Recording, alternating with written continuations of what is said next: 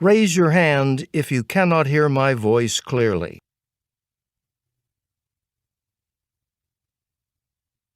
The listening section has 42 questions.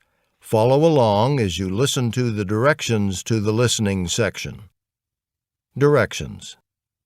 In this section of the test, you will hear a teacher or other school staff member talking to students. Each talk is followed by one question.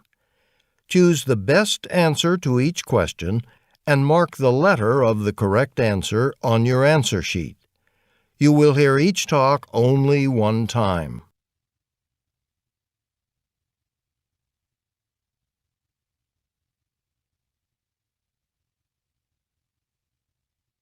Here is an example.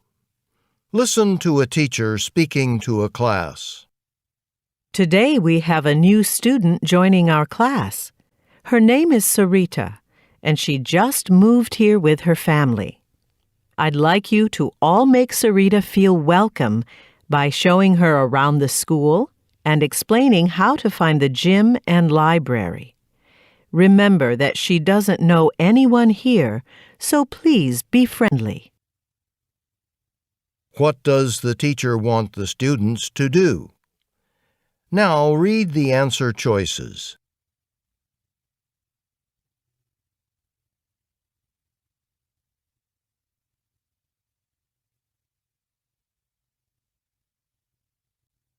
The correct answer is A. Help a new classmate. Here is another example. Listen to a music teacher talking to a class.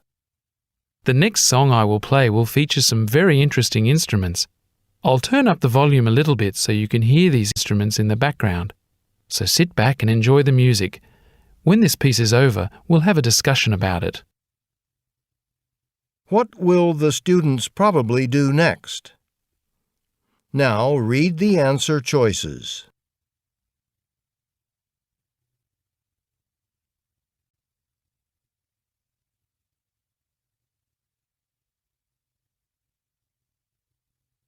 The correct answer is B.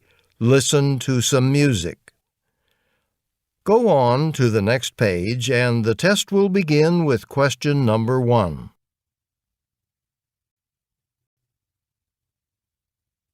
Number 1. Listen to a school principal talking to a group of students. I was very pleased by your band's performance at the holiday festival. I don't often see students playing their own music. Student bands usually play something traditional, but you actually composed something original. That's really impressive. What did the principal like best about the band?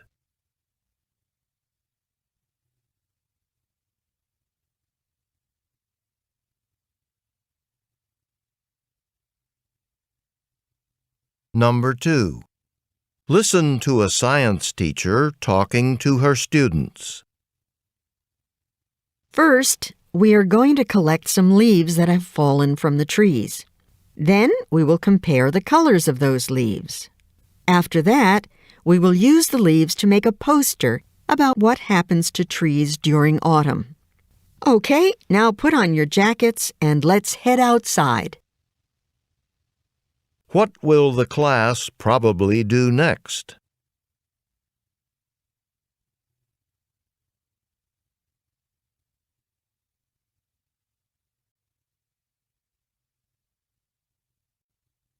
Number 3.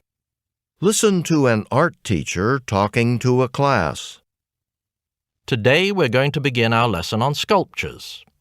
Because we are going to work with clay and it can get pretty messy, I'm going to stop you all about 10 minutes before class ends. Then you can start cleaning up your workstations and put away your supplies. What is the purpose of the talk?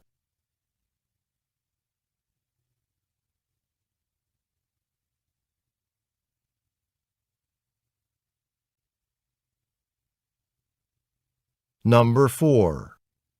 Listen to a teacher talking to a history class. When we take our class trip into the city this week, we'll be driving through a tunnel that will take us under a river.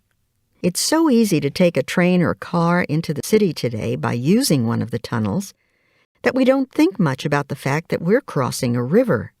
But in the city's early days, the only way to get to the city was by boat. I want you to keep this in mind as we learn more about the city's history. What is the teacher explaining?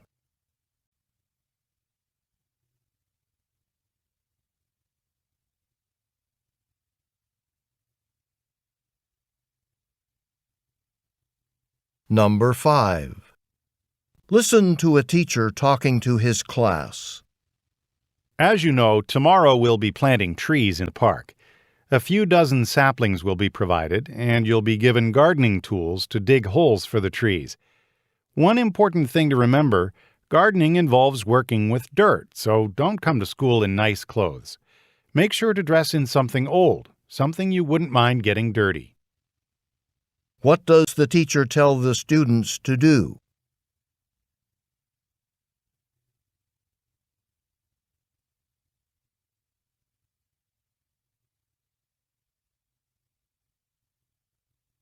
Number 6. Listen to a school principal speaking over the intercom. Next Friday is the annual school dance. Tickets go on sale starting today in the school cafeteria during lunch. They will be on sale all week. Make sure you buy a ticket in advance, as we won't be selling them at the door the night of the dance. We only have 150 tickets to sell, and they usually sell out before the day of the dance. You don't want to miss this special event. What is probably true about the dance?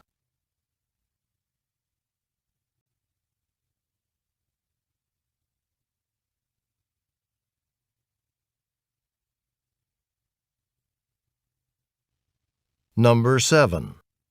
Listen to a geography teacher talking in a classroom. Now we're going to watch a documentary program about one of the countries we've been discussing in class. But I'm afraid it's a little too bright in here. Could someone please draw the curtains while I turn on the TV? Then there won't be any glare on the screen and everyone will be able to see just fine. What does the teacher ask?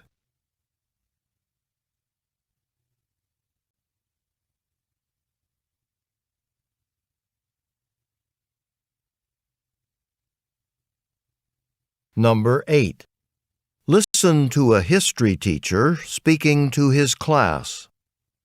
In order to understand a little more about the life of United States President Abraham Lincoln, we are going to watch a short video. I want you to take notes during the video and think about what we have learned so far. Afterward, we will have a discussion about Lincoln's life. What will the students probably do next?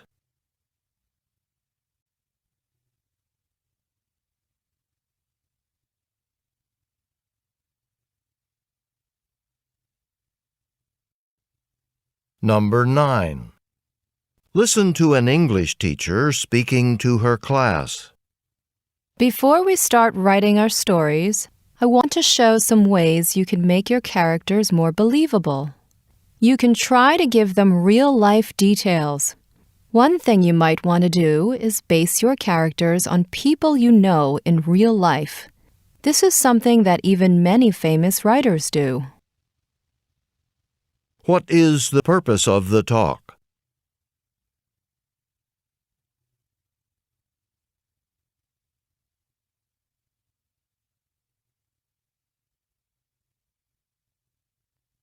Number 10. Listen to a teacher talking in a history class. Throughout history, people all around the world have invented many different writing systems. One interesting alphabet is the so-called Futhark, which was used in Norway 1,000 years ago.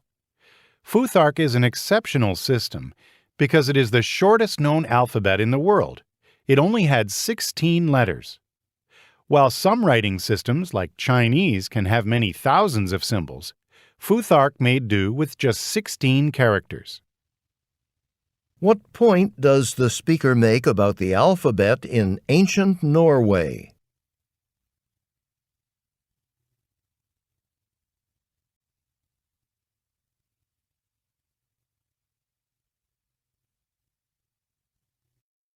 Go on to the next page. Now you will hear some conversations. Each conversation is followed by 3 or more questions. Choose the best answer to each question and mark the letter of the correct answer on your answer sheet. You will hear each conversation only one time. Questions 11 through 13. Listen to a conversation between 2 students at school. Hi, Tommy. Are you on your way to the cafeteria? No, I was on my way to the library to return a book, but now I'm looking for my watch. It must have fallen off somewhere here in the grass. It was a gift from my father, so I really want to find it. I'd like to help you look for it, but I'm heading to the art building.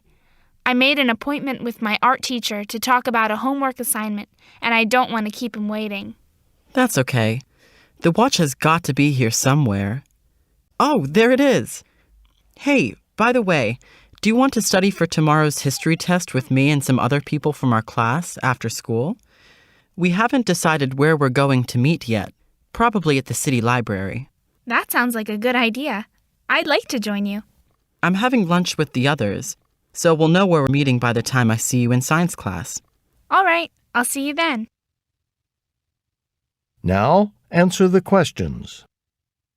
Number 11. Where is the conversation probably taking place?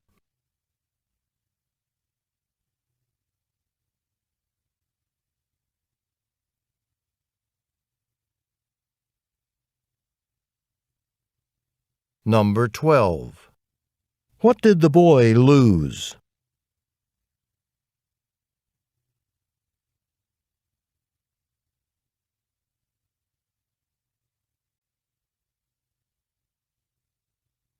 Number 13. According to the conversation, what has not been decided yet?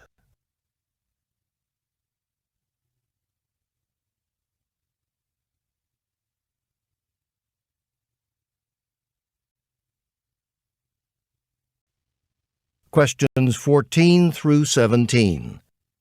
Listen to a conversation between 2 friends in a school cafeteria. Look, the cafeteria is almost empty. We won't have to wait in line too long. Good idea. Let's get something now before it gets too crowded. I think I'll have one of the salads today and something to drink. But I can't make up my mind which drink to choose. It's hard to pick something when there are so many different kinds to choose from. It's better to have too many choices than not enough. Why don't you have something you've never tried before? Maybe you can discover something new that you like. That's a really good idea. And what about you? Are you going to have a salad too? I think so. And maybe a bottle of juice. And a cup of that soup, too.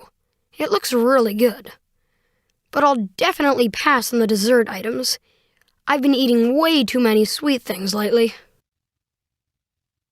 Now answer the questions. Number 14. What are the speakers happy to see when they enter the cafeteria?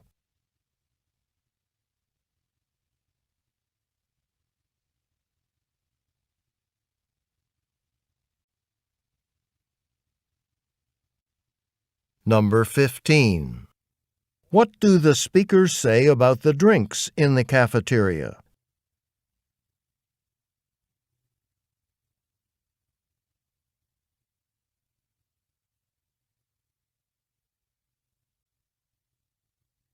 Number 16. What does the boy suggest the girl do?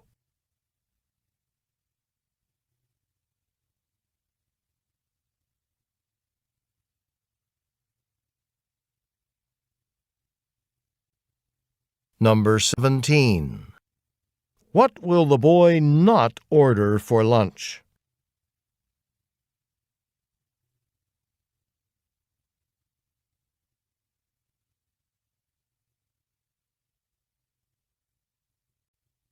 Questions 18 through 21. Listen to a conversation between two students at school. Excuse me, is this the way to the gym? Yes, it is. Are you a new student here? Yes. I'm trying to find the meeting about the dance team. I heard that the school is starting one up. I wanted to find out more about it. Do you dance? Uh-huh.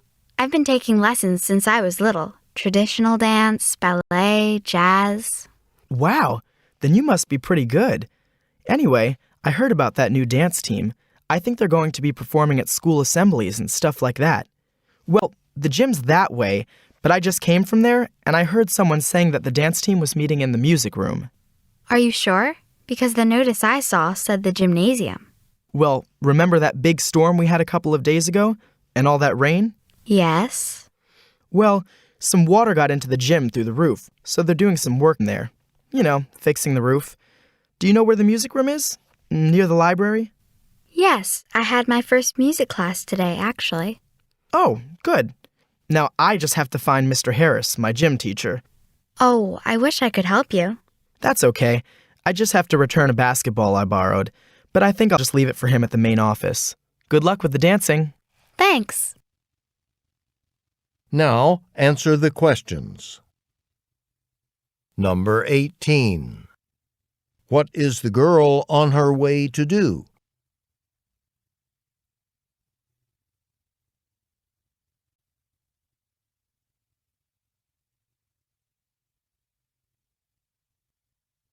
Number 19. What does the girl say about her experience with dancing?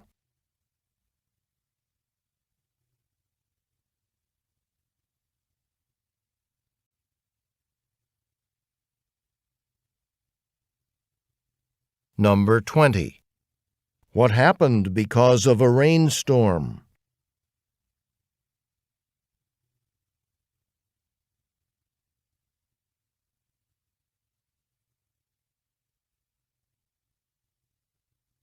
Number 21.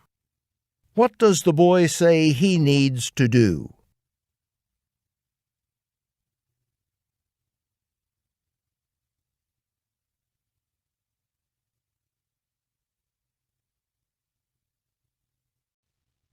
Questions 22 through 25.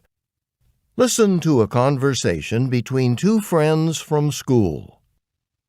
Maria, would you like to be on my team in next week's trivia quiz? Trivia quiz? I've heard about it, but I don't know exactly what it is. It's a general knowledge contest. All of the teams are given a set of questions to answer, questions on all kinds of topics, and the team that gets the most correct answers wins. Sure, I guess I could play. But why do you want me on your team? Well, our team already has students who are interested in biology, history, and math, but we're not too good at geography. A lot of questions are about various countries, continents, and things like that. We need someone strong in geography, like you. Well, geography is my favorite subject. You can count me in. Should I study for this? It's hard to study for this kind of competition. But if you want, I have examples of questions that were asked in the quizzes in the past. A list like that would give you a general idea of what to expect. That would be great. So will it be held in the library? Not this time. Now we'll be in the gym. A lot more teams are signing up to play this time, so they had to move it to a place with more space. Even the cafeteria wasn't big enough. Wow, the gym is pretty big. Well, that just shows you how popular the trivia quiz has become. Now, answer the questions.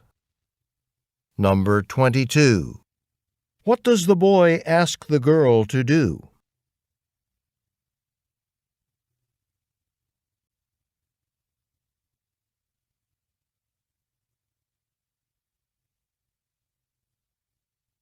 Number 23.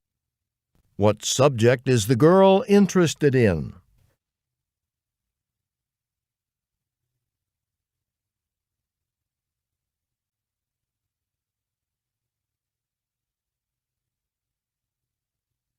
Number 24. What does the boy offer to give the girl?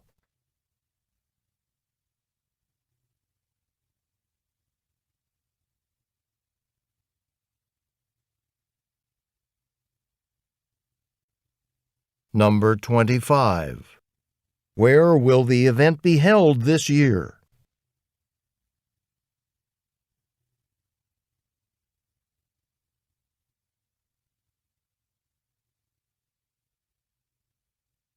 Go on to the next page.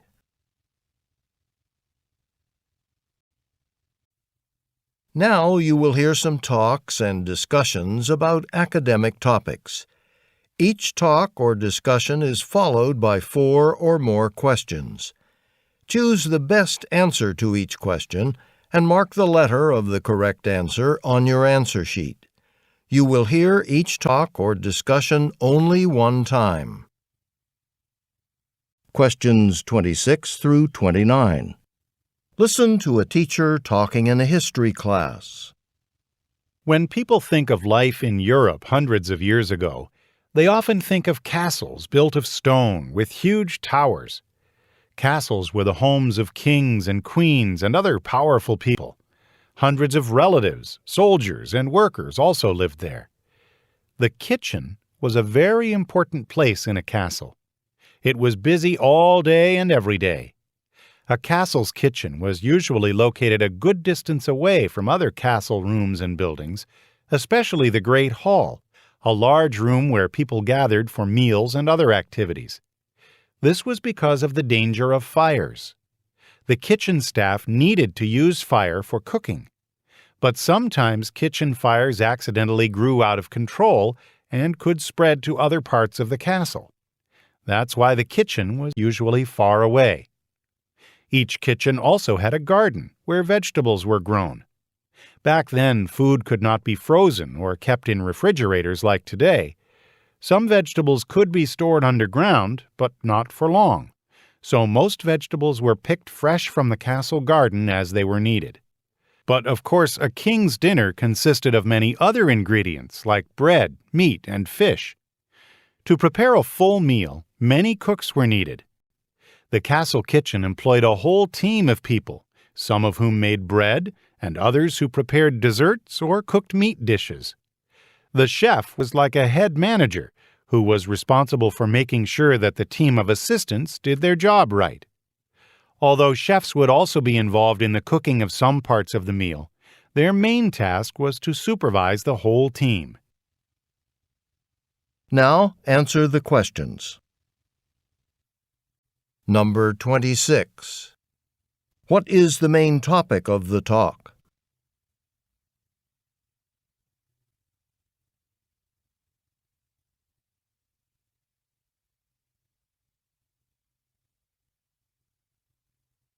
Number 27. What was important about the location of a castle's kitchen?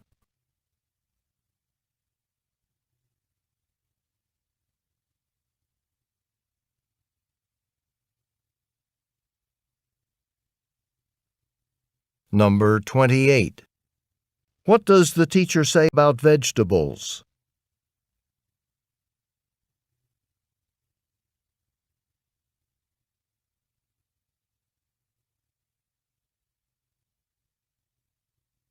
Number 29. According to the teacher, what was the chef's main responsibility?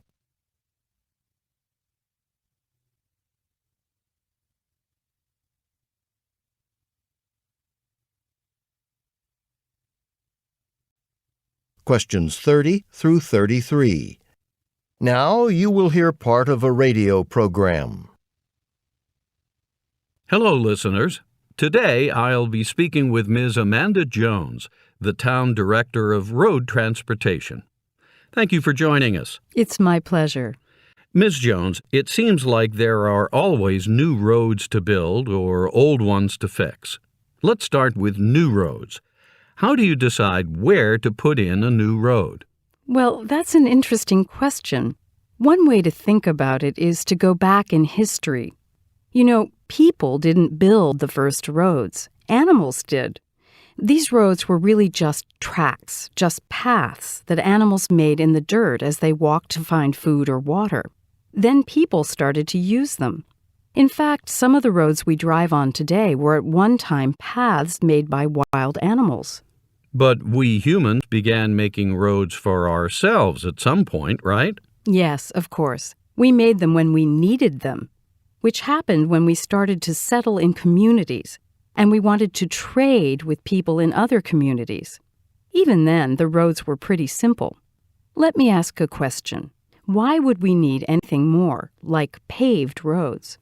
Well, I suppose when we wanted to carry things, when we built vehicles, like carts and wagons. Exactly. And that's when you start to see better roads, roads made with logs, or better yet, stone or brick, and roads made with good drainage. A good road has to have a place for water to go. Rainwater can really damage a road or even wash it away. In England, thousands of years ago, people made roads on ridges, along the cliffs and hills beside streams and rivers. Why? Because it's drier there. Ridgeways, they called them. Some ridgeways still exist in England. They're still used today for walking and hiking. Now, road building really started to increase when nations began to grow. In ancient India, rulers created big road networks. It helped them to control a lot of land from central cities. And the Romans became excellent road builders. After all, they had a huge empire to connect together. But the roads in ancient Greece were not as good as those of the Romans. They didn't put as much effort into road building. Why? Because Greece is full of islands, and they traveled more by boat. Now answer the questions. Number 30. What are the speakers mainly talking about?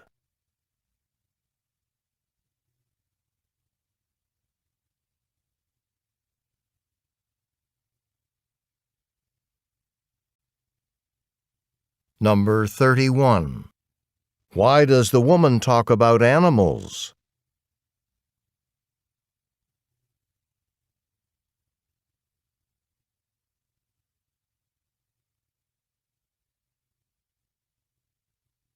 Number 32. Why did the people in England build ridgeways?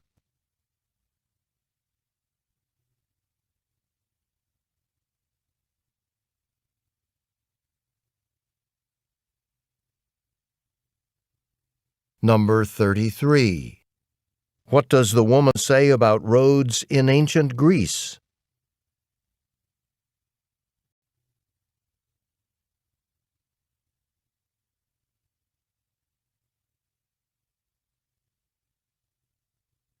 Go on to the next page.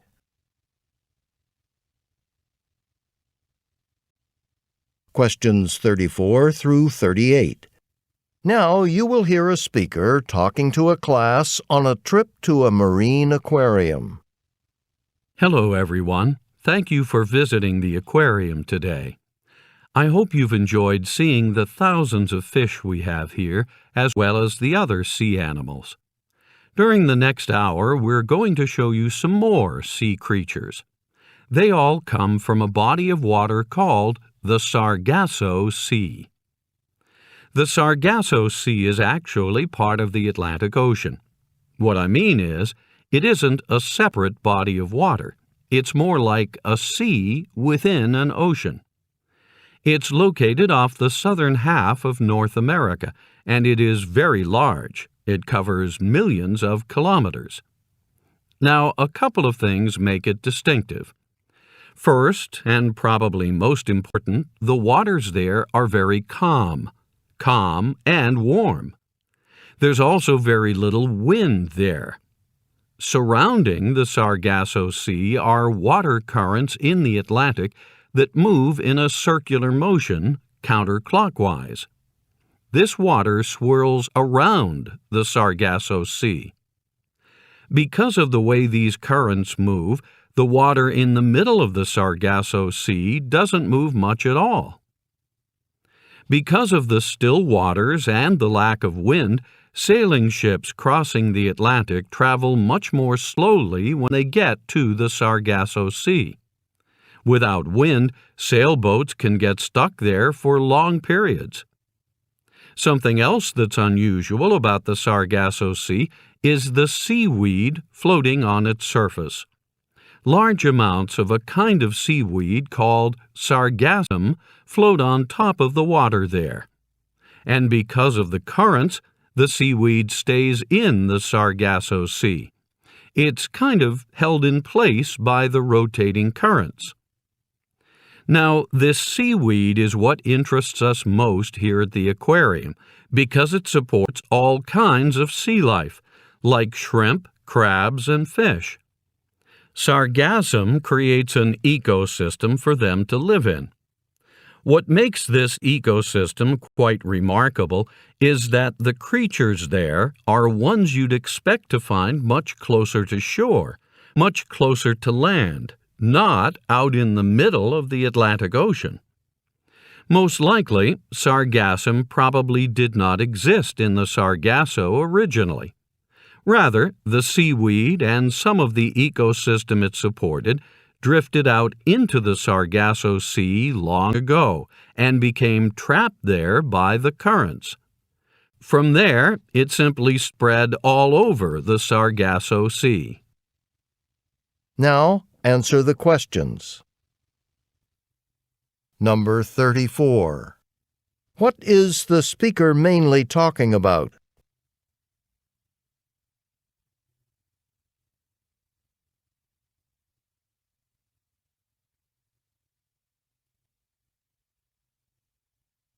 Number 35. According to the speaker, what do certain currents in the Atlantic Ocean do?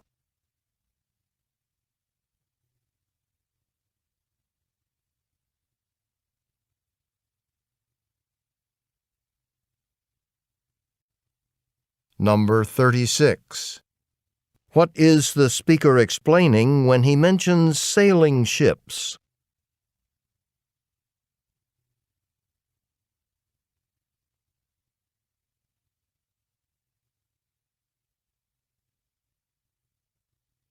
Number 37. What is sargassum?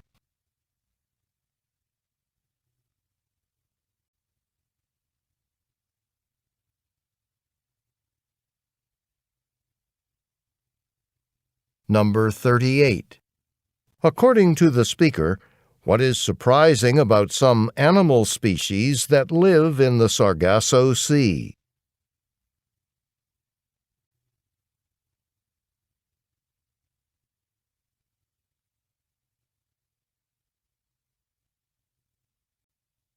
Questions 39 through 42.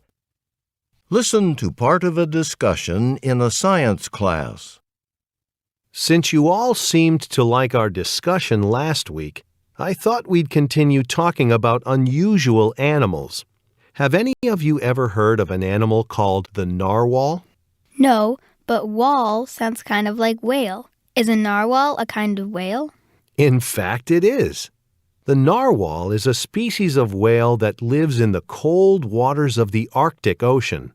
Now, both male and female narwhals have teeth, but the male's teeth look very strange.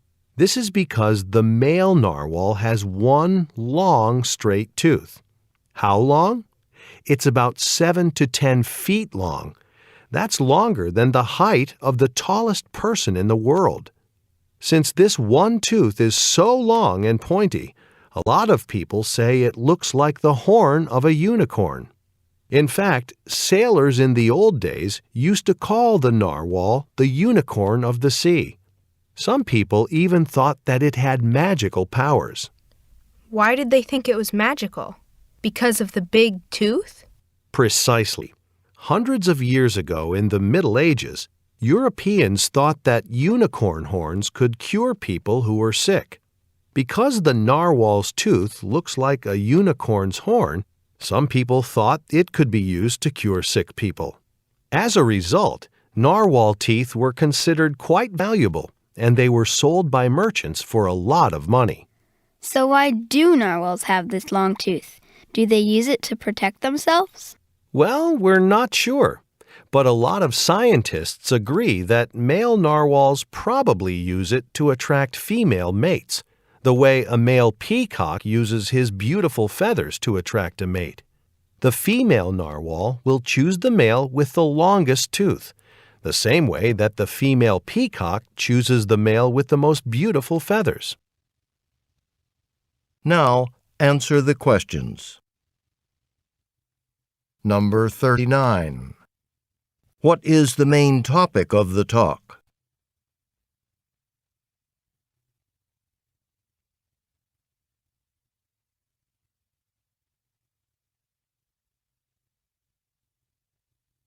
Number 40. Why does the teacher mention unicorns?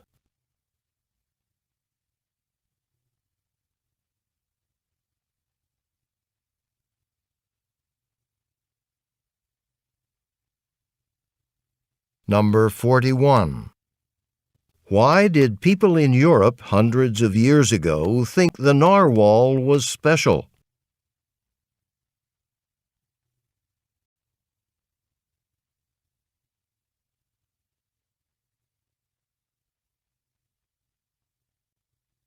Number 42. Why does the teacher mention peacocks?